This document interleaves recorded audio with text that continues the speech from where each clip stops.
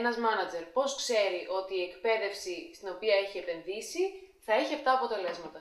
Καταρχάς, μια εκπαιδευτική διαδικασία πρέπει να επιτυχάνει πρώτα απ' όλα το να είναι αρεστή στους εκπαιδευόμενους. Πρέπει να περάσουν καλά, να τους αρέσει, να διασκεδάσουν, να την δούνε με καλό μάτι.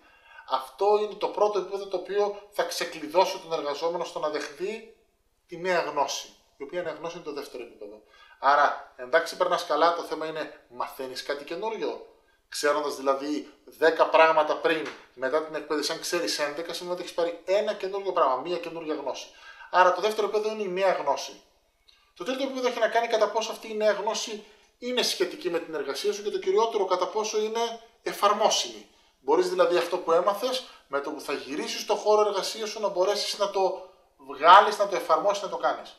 Και το τέταρτο επίπεδο έχει να κάνει κατά πόσο αυτό το πράγμα γίνεται σε βάθος χρόνου.